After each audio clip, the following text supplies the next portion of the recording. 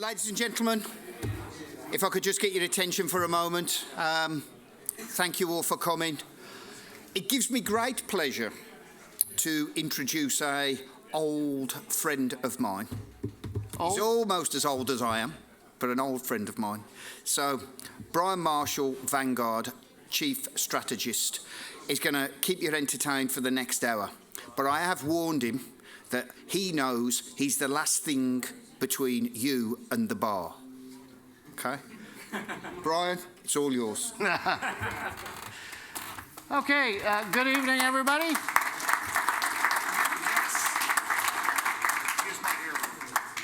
As Mark said, he is old. I mean, we are old friends. I'm going to start off with a little video that I like to play as I explain to people that I am a nerd. I'm not a geek. I am a nerd. And what's the difference? You're probably asking, what's the difference? Actually, I have a Venn diagram to show you the difference. I'm one of the few comics working in Venn diagrams. It takes three things to be a nerd. You have to be smart, socially awkward, and obsessed. All three of those things, and you are, in fact, a nerd. Geeks, on the other hand, they really are just smart and obsessed because they're like into comic books, comic book geeks, Star Trek geeks. They get dressed up, they do cosplay, they go out and they intermingle. Not nerds. We stay at home and don't do anything. We text and email. That's about it. Now, if you're smart and socially awkward, you're a dork.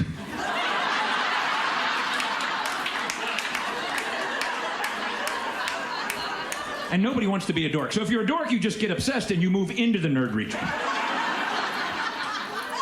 That's smart. And if you're socially awkward and obsessed, you're a stalker.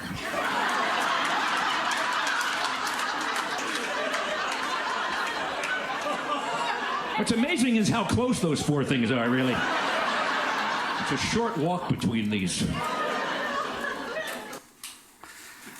Okay. So today we are going to be discussing what we refer to as cyber resiliency in organizations' DNA. We have a quick agenda here. By the way, I do have like 65 slides, so we might make it to dinner about 7:30, 8 o'clock, or over for drinks. So don't worry about it. I'm the last guy of the day, so if I go long, there's nobody to push me out. It's great. It's just whether or not you guys have the guts to stand up and leave. All right, so what the HE double hockey sticks is an organization's DNA. What is cyber resiliency and why should I give a Hoover Dam? Then we're going to walk through an organization's DNA and then we'll do a summary. So throughout this presentation, I thought it'd be interesting to throw in some quotes, and I chose Einstein as a popular person of history to put quotes in from. There are 10 of them. But only 9 of them are actually attributed to Einstein, and your job is to guess which one is not Einstein. And I'll give you a hint. It is one that is attributed to him, but he didn't actually say it. All right. So what is an organization's DNA? Well, according to Wikipedia, it's structure, decision rights, motivating factors, and information. Okay, what is that? Or actors, ideation, emotion, and collaboration. Again, no help. Or it's used to describe an organization's ability to innovate. That one's a little more interesting.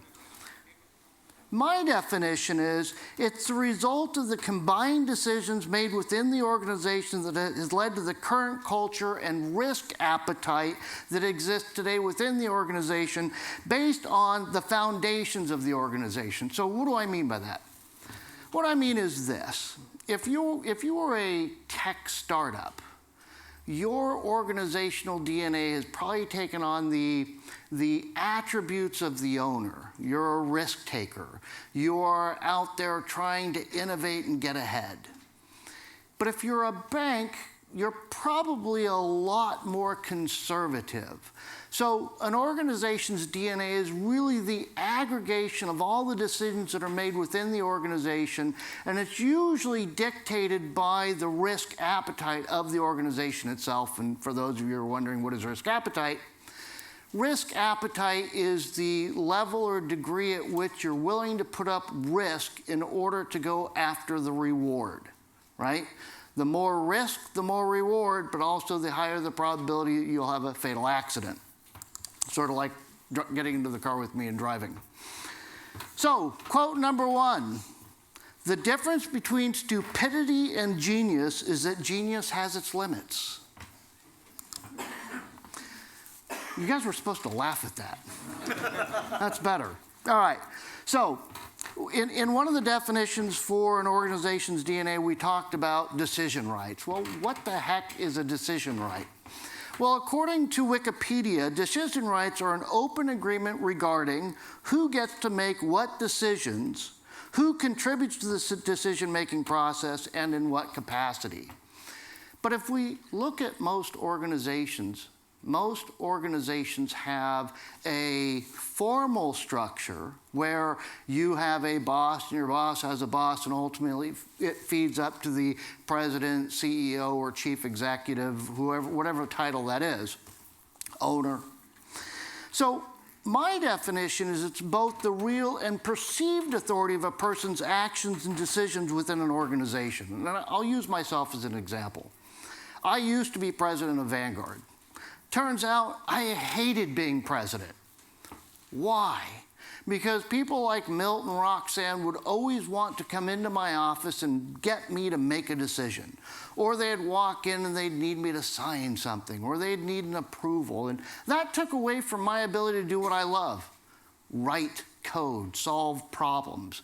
So I removed myself and made myself, what did I say, chief strategist? Yeah, chief strategist.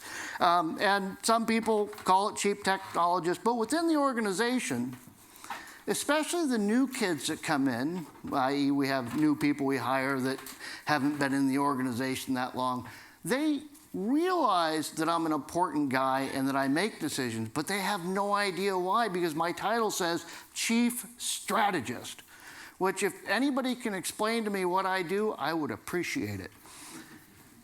When I talk to people and they ask me, what do I do for a living? I say, I do whatever I want, and I'm very happy doing it. Okay, so what is cyber resiliency? Well, I outright stole this definition from IBM. Cyber resiliency is an organization's ability to prevent, withstand, and recover from a cybersecurity incident. Well, for me, that wasn't enough of a definition. I added one word and a comma, and that is cyber resiliency is an organization's ability to detect, prevent, withstand, and recover from a cybersecurity incident. All right.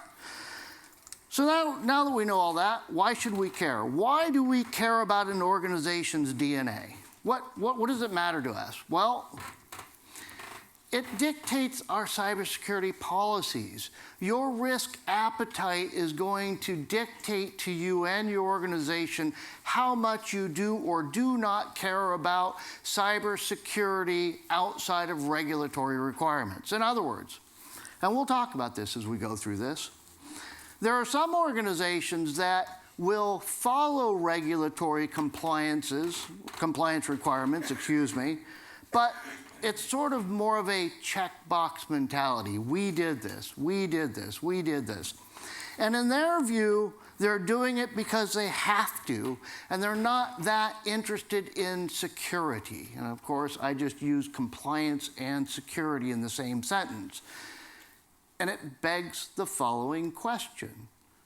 Is compliance security, or is security compliance? Does one lead to the other? And it's something to think about as we walk through this.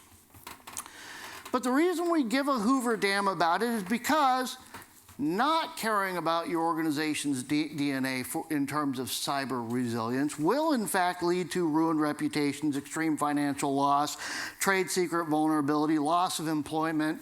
Your organization could go out of business, and basically an overall mess for you and your organization. So we do have to care about this. So, what is your organization's DNA when it comes to cyber resilience?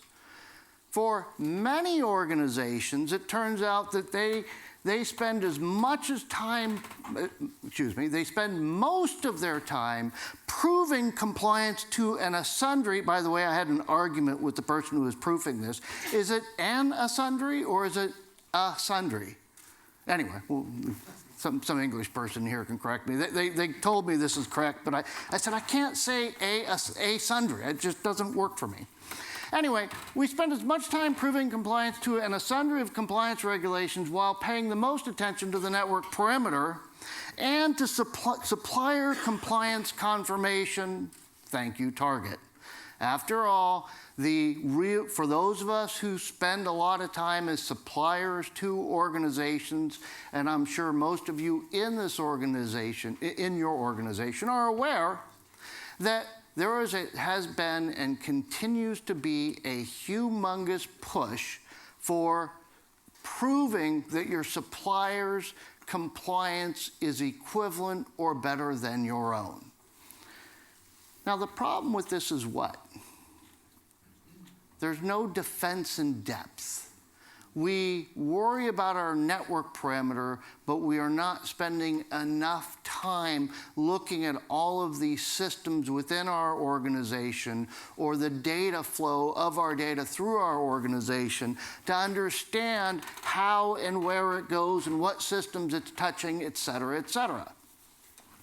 And this becomes a problem for us because as cybersecurity experts, well, for those of us who do cybersecurity anyway, knowing where your data is, where it's going, who's touching it, and how it's being manipulated is relatively important.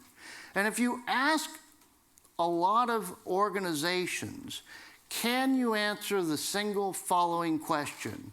Where is your data? Where did your data come from? And where is it going? They give you a blank stare like, no. All right. So, organizations that have passed their audits. You can see here, this is just a partial list, of course. I'm sure many of you out there, your organizations have passed your audit. That brings us to quote number 2. The distinction between the past, present, and future is only a stubbornly persistent illusion, right? So, let's talk about Equifax.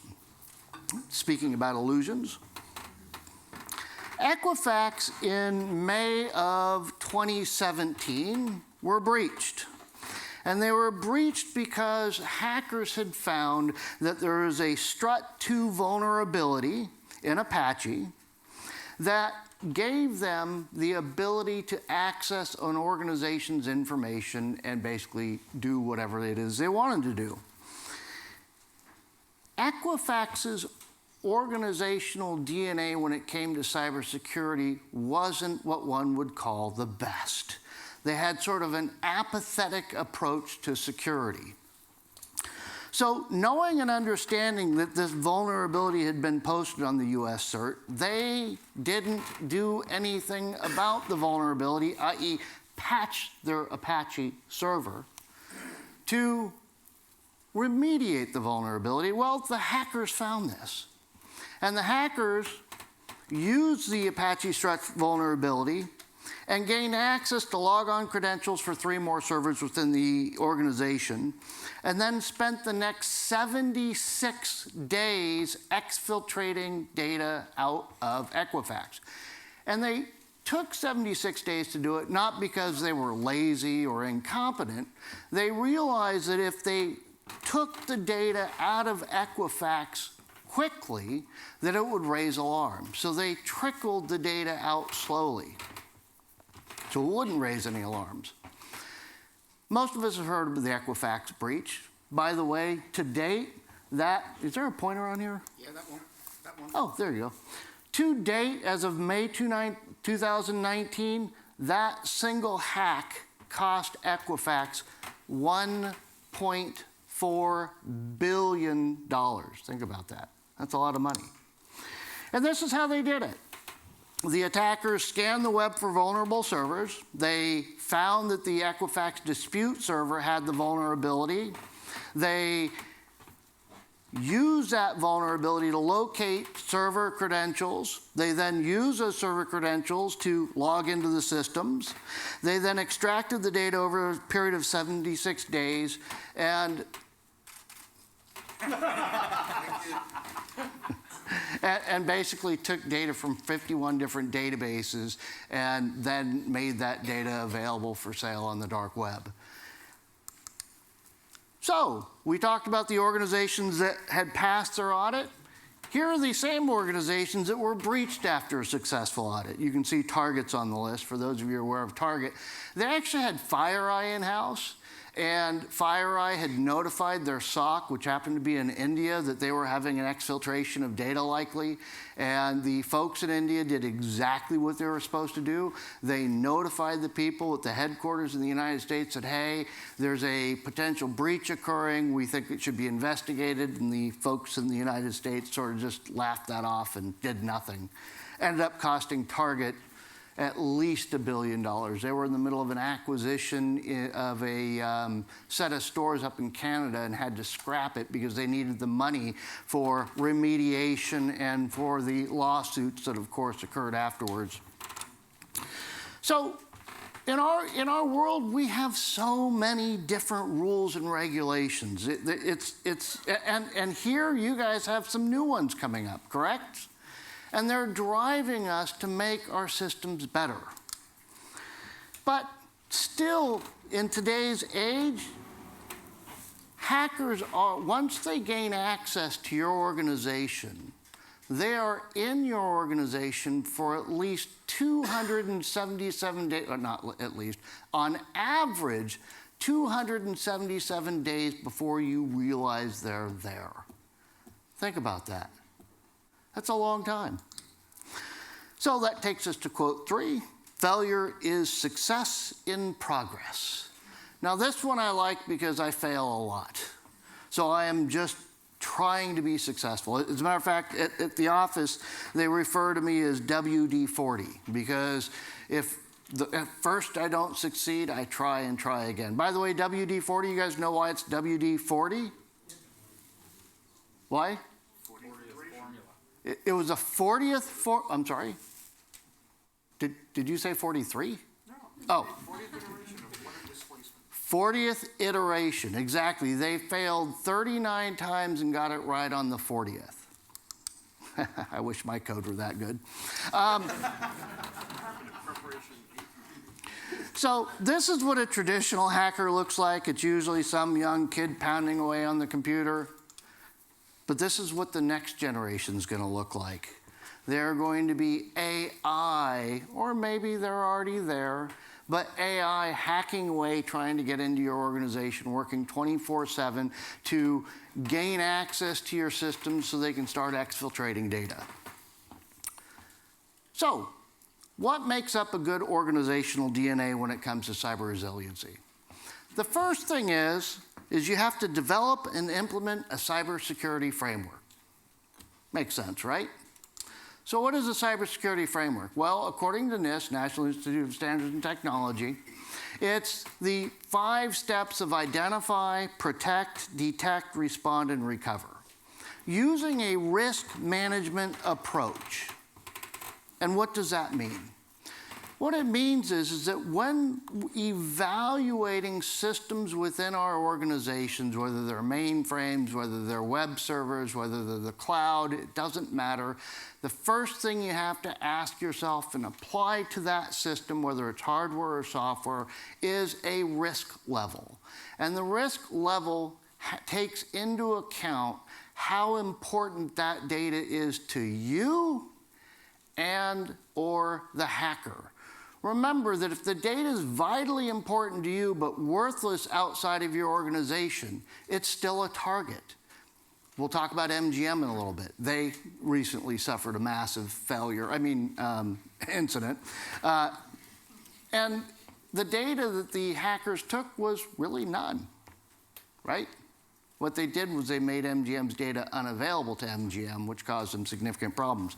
So you have to first identify your data, identify the assets, where they are, apply a risk score to them. Based on your risk appetite, you then need to start evaluating those systems. You need to then put in protection measures. You then need to detect if somebody has overcome your protection measures. You then need to respond once an incident occurs. What are you going to do? How are you going to go about doing it? What are your emergency plans? What is your cybersecurity incidents response?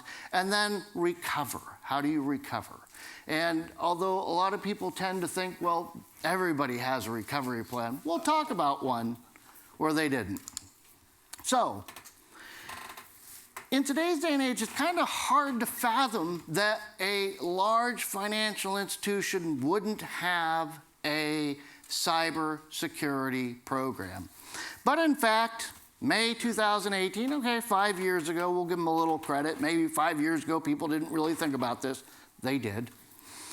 Mexico City, Mexico's central bank, this is the bank where all their transactions flow through between their banks, said on Tuesday that it had finally, I'm adding some verbiage in here, it had finally decided to create a cybersecurity unit. Wait, what? 2018 and the central bank didn't yet have a cybersecurity unit. Following a hack on a domestic payment system at the end of April that affected Mexican banks, the central bank sent a notice in the government's Daily Gazette that the new unit would design and issue guidance on information security for the country's banks, which are supervised by the central bank. Central Bank Governor Alejandro Diaz de Leon said on Monday that the country had seen an unprecedented attack on payment system connections and that he hoped that this measure would bring, that measures being taken would stop future incidents. By the way, a source close to the government said that the cost of that breach in real money in terms of what had been taken out of the banking system was $300 million. Two things to note here. One, a country's central bank didn't have a cybersecurity framework. Number two, and this may be a surprise to all of you, this occurred on a mainframe.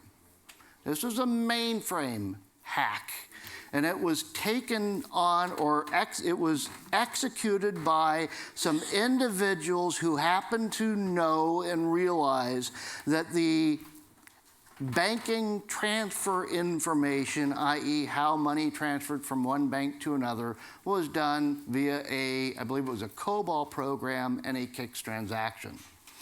And all they did was anytime a transaction came in that was of a certain value or lower, was duplicate that transaction and have additional money deposited into their own account, which was then moved to another account and then to another account and then put into Bitcoin so that it couldn't be traced.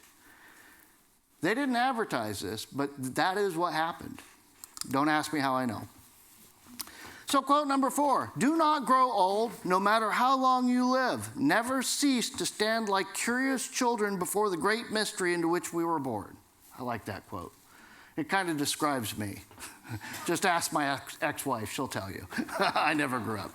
Okay, so the next thing we need to have a good organizational DNA are measurable remediation plans. So measurable remediation plans include internal processes that allow for flexible change, automated data quality software to detect errors and track remediation, ensure the organization is in line with regulatory expectations, leverage competitive advantage and operational efficiency, continuing on, and basically remediation plans that are either provided to you by platform or created for you within your organization that dictate to you what makes a good plan for remediation for issues that arise, okay? And as part of that, and this is something that we're faced with, I'm sure others of you are as well, as an organization, we have to go get cybersecurity insurance every year. Yeah, you know exactly where I'm going. According to Mario Greco, the Zurich CEO, he says, the chief executive of one of Europe's biggest insurers warns that cyber attacks, rather than natural catastrophes, will become uninsurable as the disruption from hacks continues to grow. And he's not kidding. It used to be we could buy $20 million of cybersecurity insurance for $1,000, $2,000 a year. And our customers require that we carry this insurance just in case we introduce a vulnerability into their systems that cause them a financial loss. They've got some big pocket to go after. This last year, it was $20,000 for the policy. And they begrudgingly gave us the extension on the policy when I pointed out to them that they didn't follow a regulatory requirement of notifying us within 90 days that they were going to cancel our policy. Otherwise, we would have paid closer to $50,000 or $100,000 for that $20 million policy. And when I inquired why it was so expensive, since we've never had an incident against our policy, we've never had an incident, but we've never gone after the policy, they said, well, the reality is that cybersecurity insurance is so expensive, we don't want to give out the policy anymore. You're going to become uninsurable. And that's going to be a problem.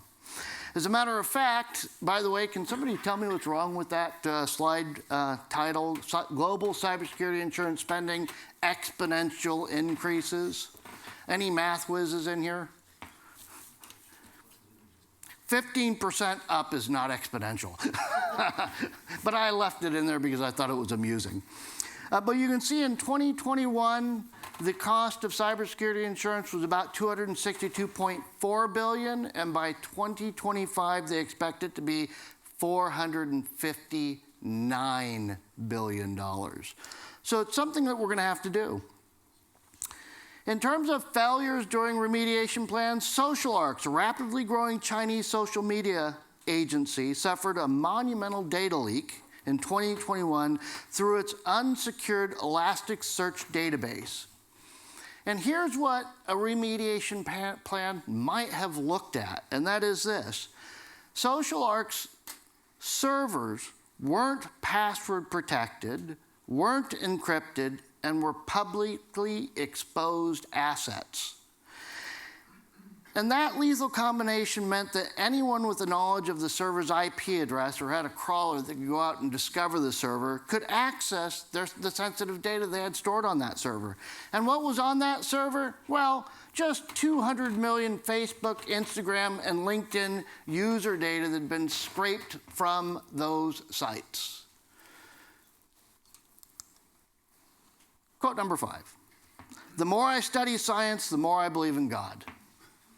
This one's interesting. So, moving on, implementing patch control policies and software.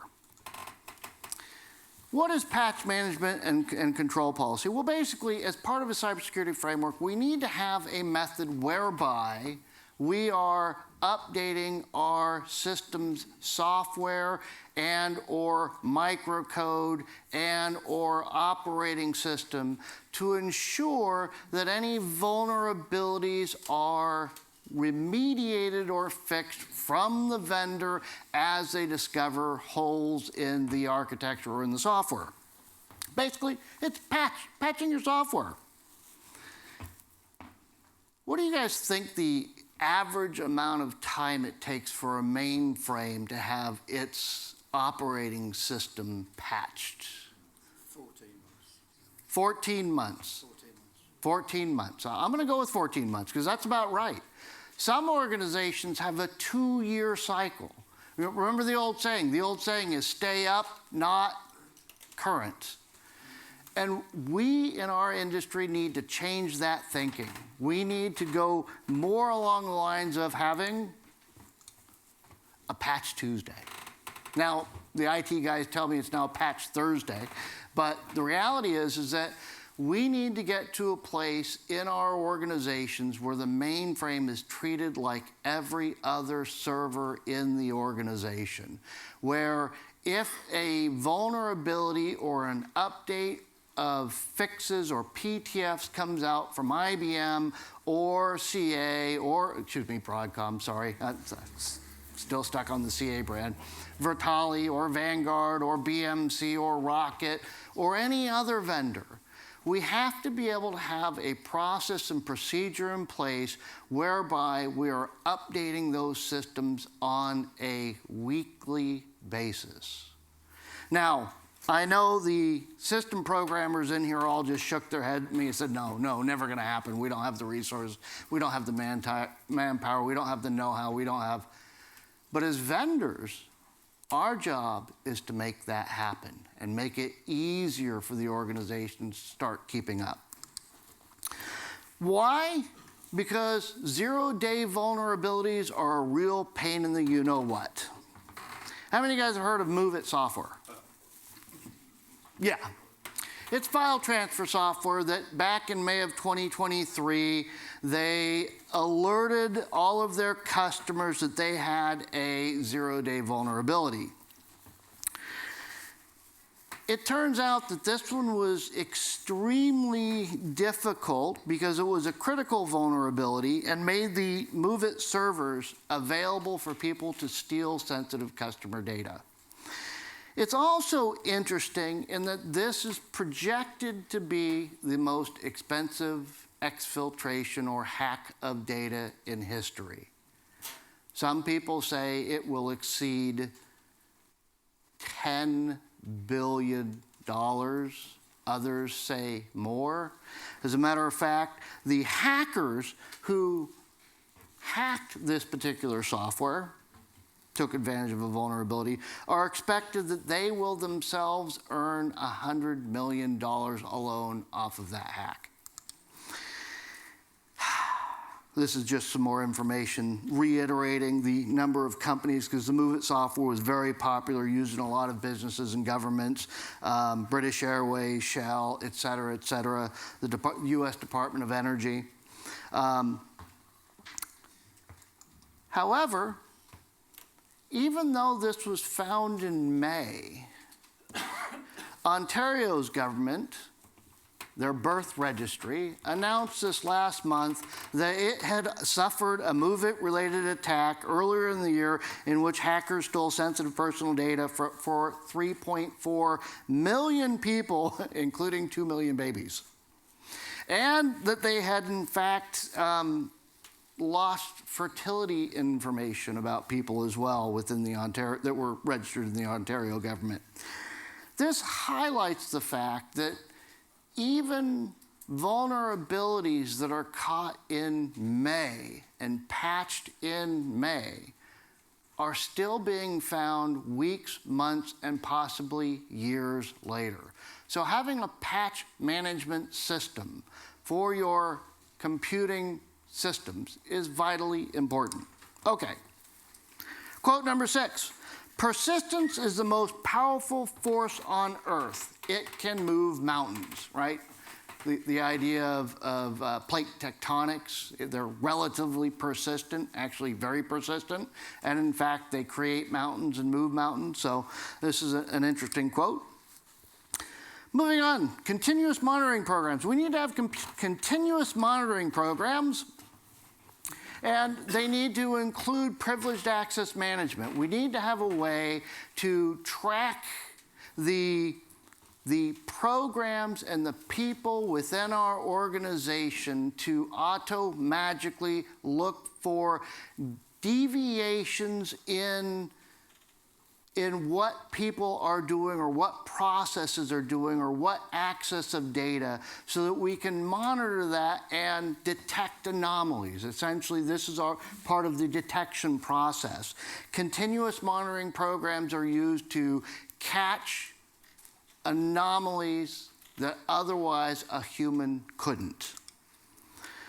And this would have been nice at 23andMe. I don't know if you guys have heard of this. This is a very, very recent attack. 14 million people have shared their genetic information with 23andMe. I happen to be one of them. And a hack appeared to target people of Jewish ancestry. And let's notice the date here, 10, 12, 20, oh, I'm sorry. For those of you who are non-American, this is really 12/10/23. But it's October 12th, 2023. Now, what was happening about that time? Oh, yeah, a little Hamas attack on Israel and a response from Israel. The hackers apparently posted in an online forum offering to sell the names, locations, and ethnicities of what could be up to millions of 23andMe users, calling out Jewish people specifically. 23andMe confirmed to the Washington Post that the leak contained real data and said the hackers appeared to be the result of credential stuffing, in which an attacker uses leaked username and password combinations from other sites to break into 23andMe accounts. This is problematic, especially if you're Jewish. Quote number 7, there comes a point in life when you need to stop reading other people's books and write your own.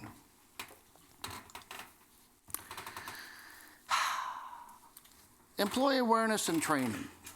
This one's interesting. We don't spend enough time training our employees. Within my organization alone, we're a security organization. And this happened a few years ago while I was president of the company. An email came in to the individual who runs our payroll. Yes.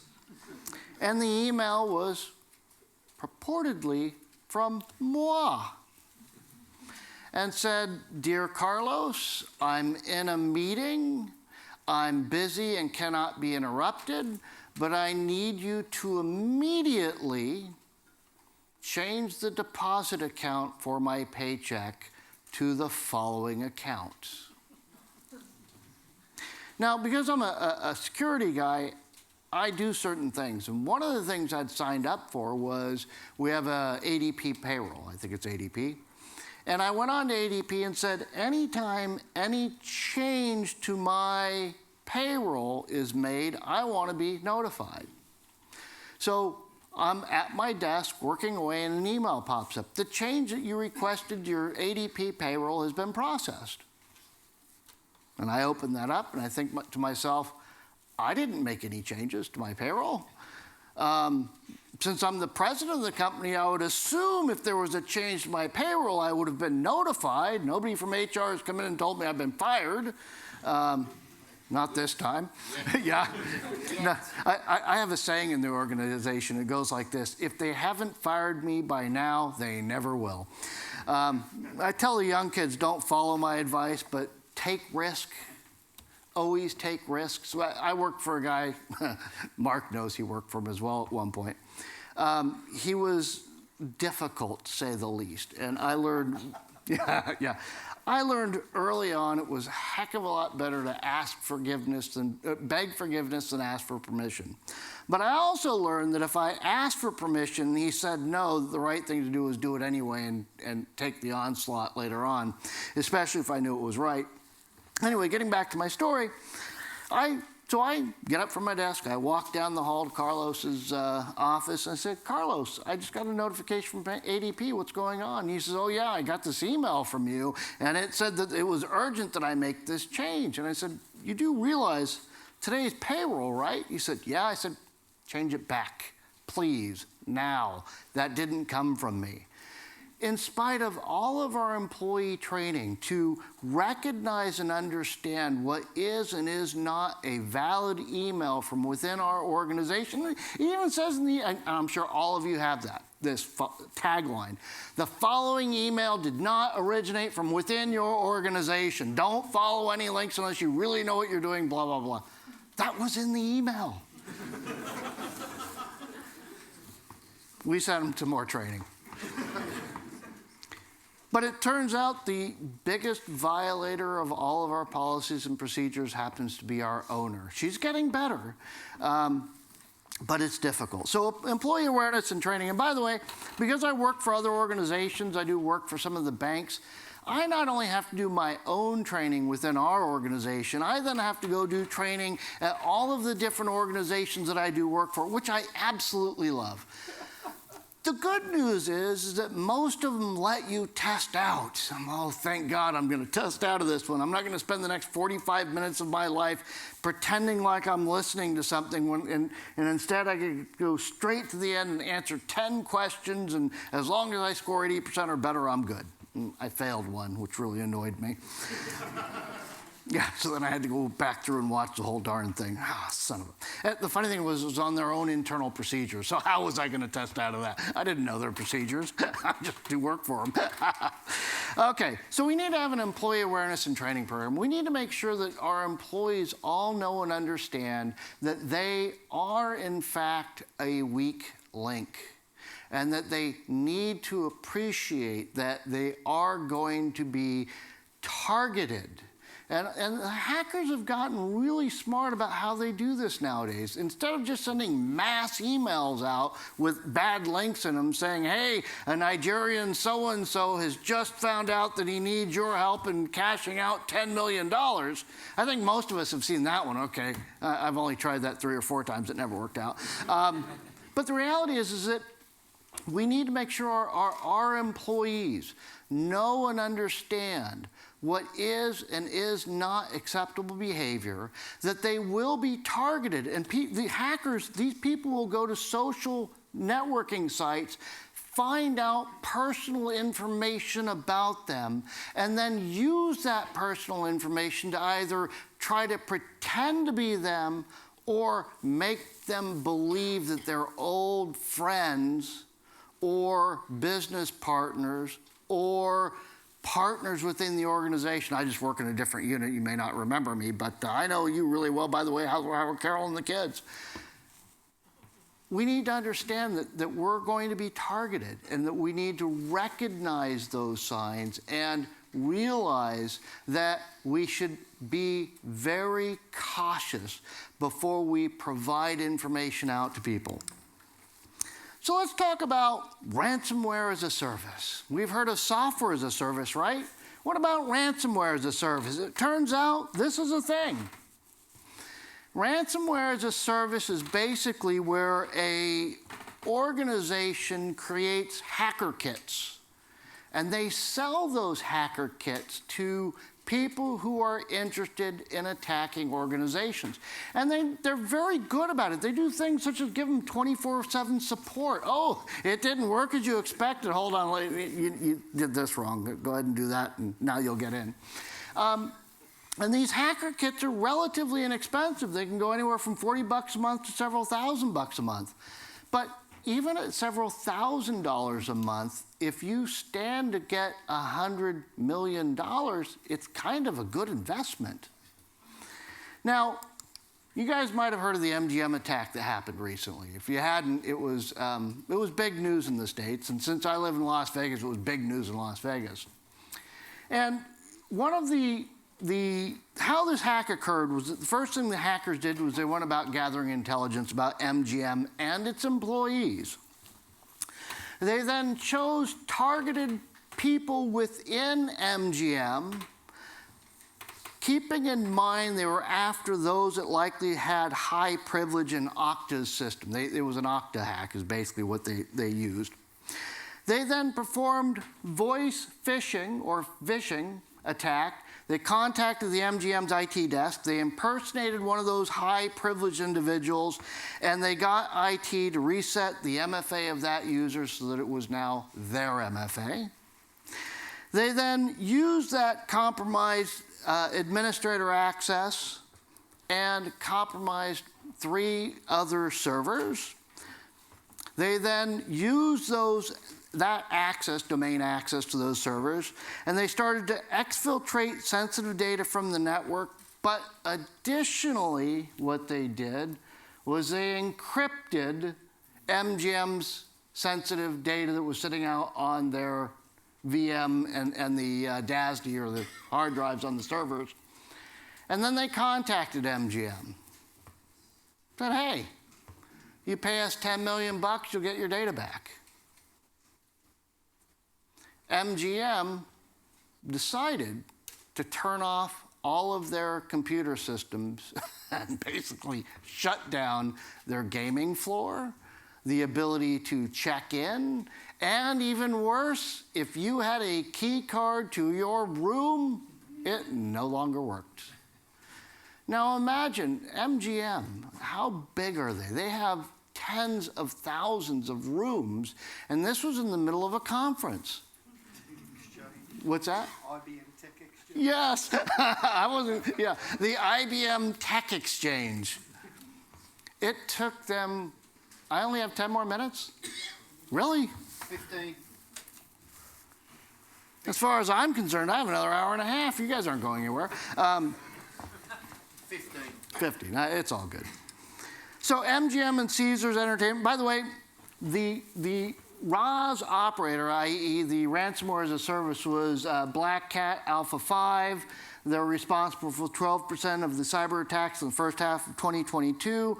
Their affiliate, the people who actually pulled this off and helped them, was Scattered Spider, which are young English-speaking hackers who specialize in social engineering. They didn't have the technical wherewithal to break into the Okta server, so they used the ransomware as a service, and they themselves pulled that off. Again, as of this date, MGM has already come out and said that that hack alone has cost them $100 million. And it was weeks before MGM finally came out and said, we're back up to speed. By the way, down here, it even says the company said it deliberately shut down a number of services to mitigate risk to customer information after the hack. Imagine your cybersecurity response is to turn off your servers. Wow. Quote number 8.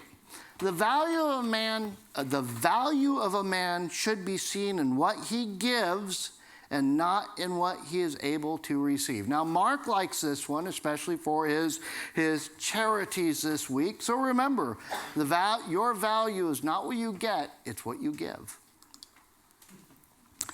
Full security assessments. We need to do full security assessments. You need to take a look at your entire organization and using security technical implementation guides or guides that are for the specific platforms you have, whether it's from the IBM CIS or any other compliance regulatory body that tells you how to go about looking at the security and configuration controls of your system, adopt it and use it, and allow people to do assessments against it. May of 2019, First American Financial Corporation. They happen to be a customer of ours, so I was kind of iffy on whether or not I'd tattle on them, but it's public information, so why not? Reportedly leaked 885 million of users' sensitive records that date back more than 16 years, including bank account numbers, social security numbers, wire transaction information, and other mortgage paperwork. Okay? The leak occurred through a website configuration error. By the way, this website configuration error, actually, Share had the same one. Before they changed their new system, they had the same one. And I used it to scroll through a bunch of other speakers' information by just changing a little number that represented which share it was. But basically, the leak occurred that allowed people to view sensitive information without needing any authentication. All they had to do was increase or decrease the number within the URL that they were using to access the data, and they could instantly get to somebody else's data. Interestingly, even though they lost information about 885 million records, there was never a report of any customer information actually being used for malicious purposes. What are they doing with all those social security numbers and banking information? Makes you wonder, doesn't it? Quote number 9, stay away from negative people. They have a problem for every solution. I like this one because I know people like this. You can provide them a solution and they will change the problem so that you no longer have a solution.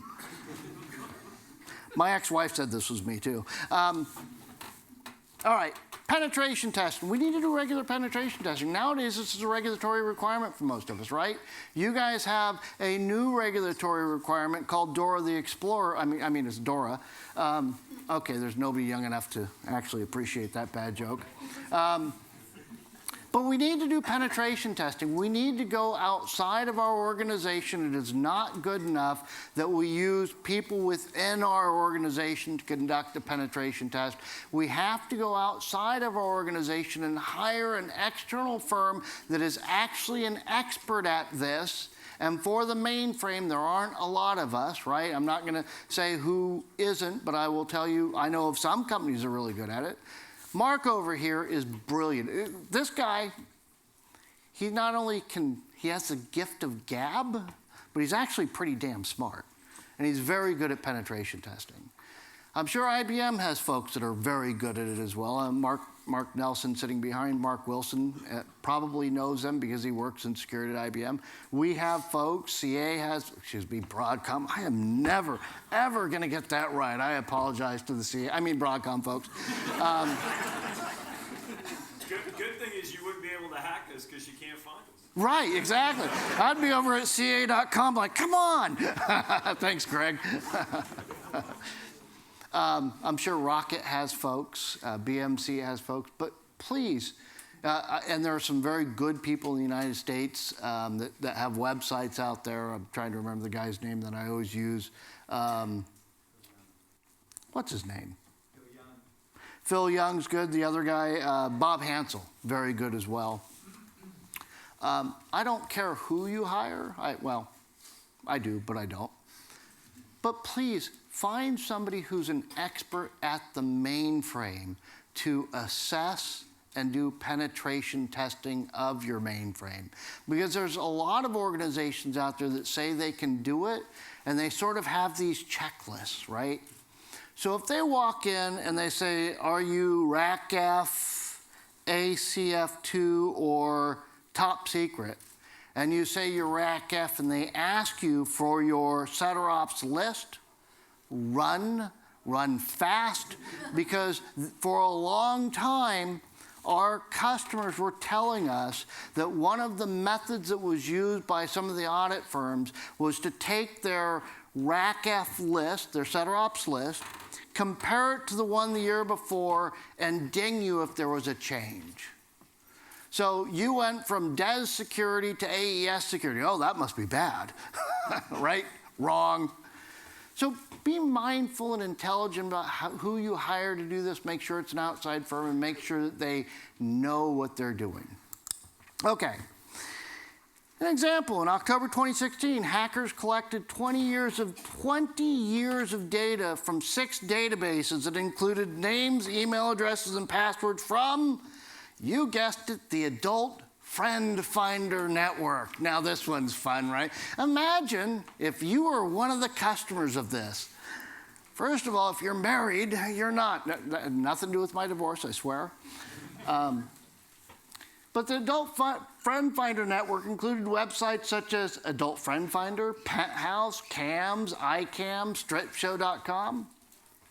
And it turns out that if you had an account on their system, and by the way, anybody who attempted a penetration test on this would have been successful, because they used a SHA-1 hashing algorithm, which, well, you could get into that within, let's say, they said that by the time leakedsource.com published its analysis of the breach in November of 2016, the hack occurred in October, so 1 month later, that 99% of those user IDs and password had been basically changed into clear text, and your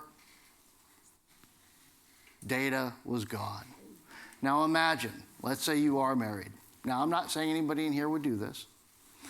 Let's say you were married and you're a man of considerable wealth.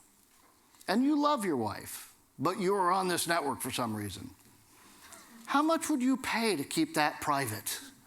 Well, a lot, because I will tell you, alimony is expensive. And lastly, we get to the incident response plan. Incident response is important. Basically, you need to have a plan of action and milestones, if you will, as to what you're going to do should the unthinkable occur. Now, MGM had a plan. Let's just turn off the servers. That's probably not the plan you want to have. But you need to keep in mind that you need to have a way to recover from the incident with a surety that you haven't reintroduced the vulnerability that got you into that place in the first place, while ensuring that all the transactions that occurred, or all the data that had been saved, or all the modifications that had been made to your data is also recoverable. By the way, going back to the Mexican bank one, I can tell you that it didn't, once they figured out that their data was, their money transfers had been replicated, it was easy for them to fix that, but they spent millions of dollars going through all of their different systems to make sure that they had eradicated the bad code, and that cost them a lot of money.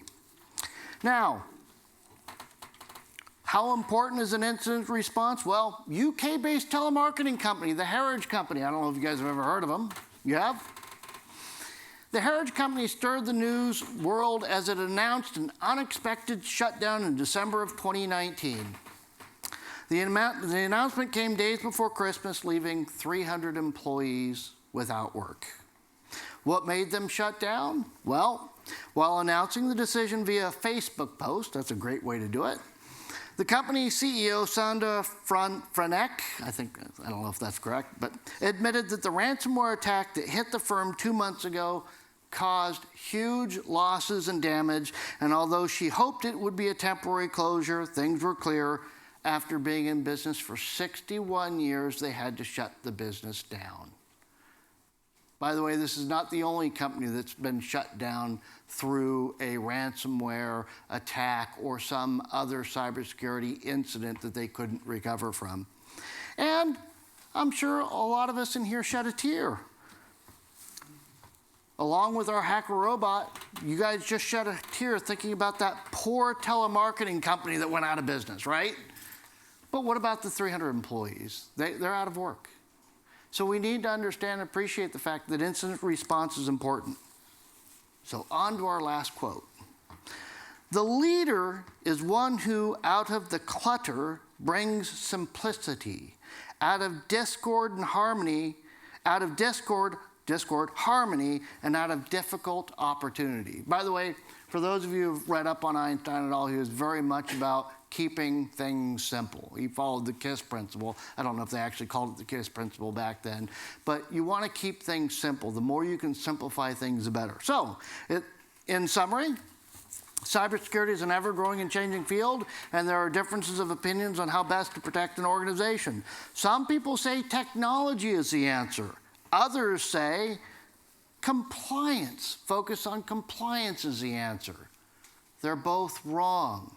You have to combine technology, compliance, and security together using your organization's risk appetite to come up with a plan and procedure to protect your organization. And then that leads us to the kingdom of security. And I like this especially because it's called the Marshall's the encryption. I love things with my name in it. But this is sort of a good pictorial view of the different parts and pieces of a good security organization. So, question. How many think number 1 was not attributed to Einstein? Number 2? Number 3? Number 4? Number 5? Number 6? Number 7? Number 8, number 9, and number 10.